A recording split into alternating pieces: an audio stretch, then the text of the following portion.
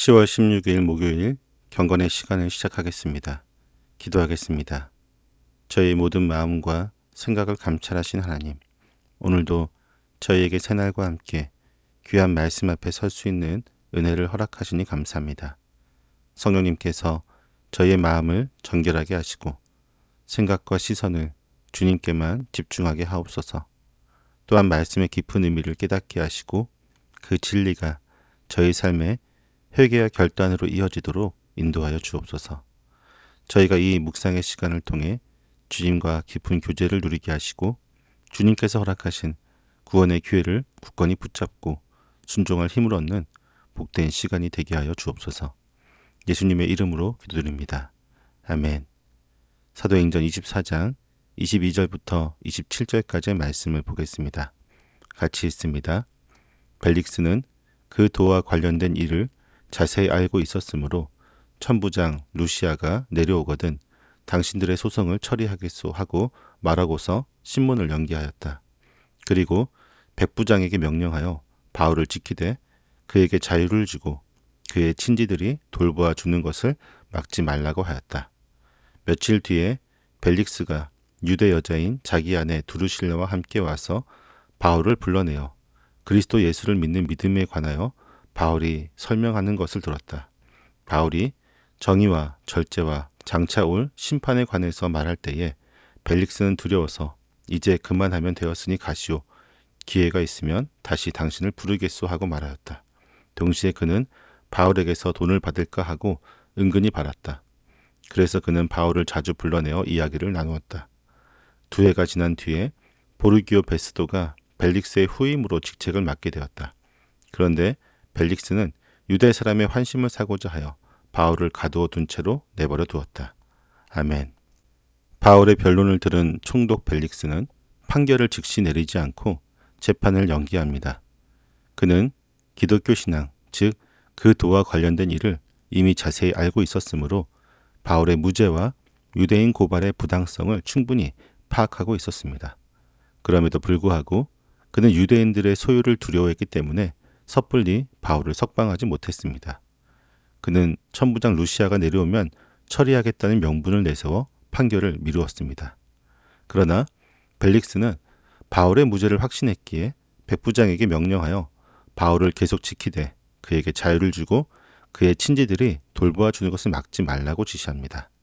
이는 바울이 로마 시민인 점을 고려하고 그에게 죄가 없음을 알았기에 비교적 자유로운 상태인 가택연금과 같은 특권을 준 것입니다. 바울은 이 기간 동안 친지들의 도움을 받으며 비교적 편안하게 지낼 수 있었습니다. 이는 벨릭스가 바울에게 정치적인 죄목을 찾지 못했음을 보여줍니다. 신문이 연기되고 며칠 뒤에 벨릭스는 유대인 여인 아내 두루실라와 함께 바울을 불러 그리스도 예수를 믿는 믿음에 관하여 듣습니다. 두루실라는 헤롯 가문의 딸로서 유대 종교에 대한 배경 지식이 있었고 아마도 벨릭스는 그녀의 부탁으로 바울을 다시 불렀을 것입니다. 벨릭스와 두루실라는 둘 다 부도덕하고 탐욕스러운 생활을 했던 인물이었습니다. 두루실라는 원래 남편이 있었지만 벨릭스가 그녀를 빼앗아 3번째 아내로 삼았고 벨릭스 역시 잔인하고 부패한 통치자로 악명이 높았습니다. 바울은 이 부도덕한 총독 부부를 향해 복음을 선포할 때에 그들의 삶을 직접적으로 관통하는 핵심 주제를 선택합니다. 바울이 강론한 것은 정의와 절제와 장차 올 심판이었습니다. 정의는 벨릭스가 행한 불의한 통치와 폭력을, 절제는 그들이 행했던 부도덕하고 음탕한 생활을, 그리고 심판은 이 모든 죄에 대한 하나님의 엄중한 결말을 경고하는 메시지였습니다. 바울의 복음 선포를 들은 벨릭스는 두려움에 사로잡혔습니다. 양심의 가책을 느꼈기 때문입니다. 하지만 그는 회개하고 돌이키는 대신 이제 그만 되었으니 가시오. 기회가 있으면 다시 당신을 부르겠소라고 말하면서 바울을 돌려보냅니다. 벨릭스는 복음을 받아들일 가장 중요한 기회를 두려움 때문에 스스로 외면했던 것입니다. 동시에 벨릭스는 바울에게서 돈을 받을까 하는 은근한 기대를 품고 그를 자주 불러 이야기를 나누었습니다. 바울이 예루살렘에 구제금을 전달했다는 사실을 알고 그가 부유할 것이라고 짐작했던 것입니다. 벨릭스는 구원의 메시지를 들으면서도 자신의 탐욕 때문에 바울을 석방하는 대가로 뇌물을 얻어낼 수단으로 여기는 비열함을 드러냈습니다. 벨릭스는 바울을 가이사랴에 묶어둔 채 무려 2해라는 긴 시간을 허비했습니다.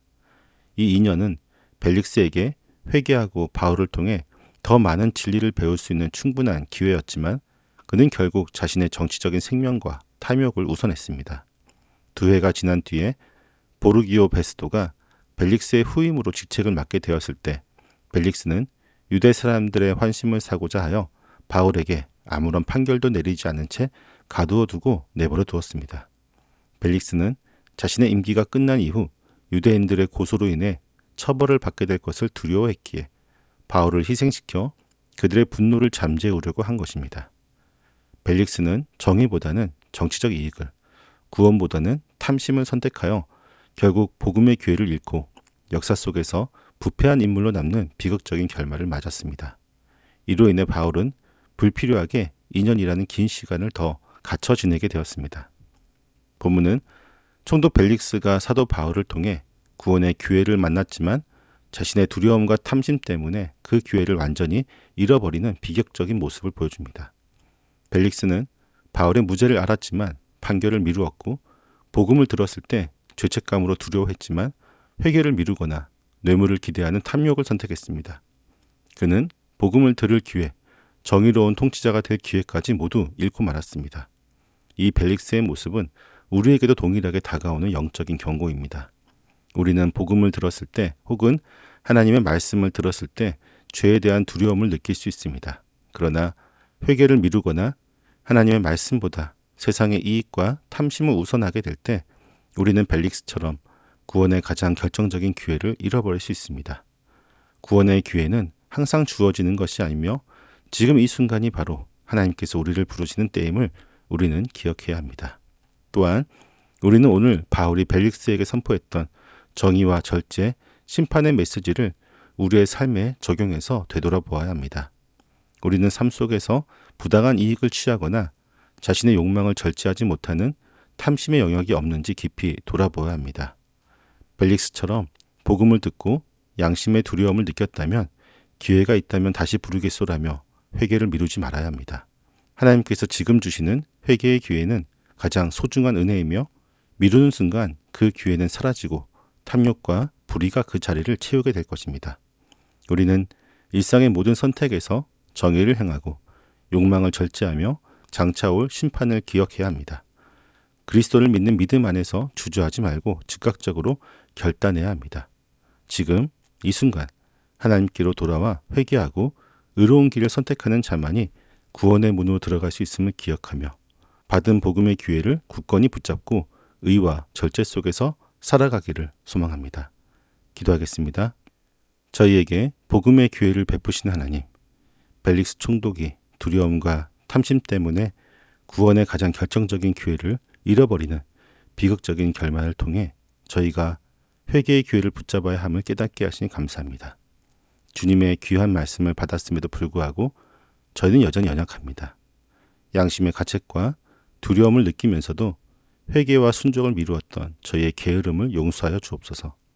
또한 일상 속에서 정의와 절제 대신 부당한 이익과 탐욕을 우선하며 영원한 구원의 가치보다 세상의 유익을 쫓았던 저희의 죄악을 용서하여 주옵소서. 이 모든 연약함을 아시는 주님, 저희가 장차올 심판을 기억하며 모든 선택에서 정의를 행하고 욕망을 절제하는 믿음을 허락하여 주옵소서. 주님께서 지금 주시는 회개의 기회를 굳건히 붙잡게 하시고 탐심에 굴복하지 않고 즉각적으로 의로운 길을 선택하는 순종의 용기를 저희에게 허락하여 주옵소서. 복음의 기회 속에서 의와 절제 속에 살아가 주님께 칭찬받는 복된 성도의 삶을 살도록 저희를 인도하여 주옵소서. 예수님의 이름으로 기도드립니다.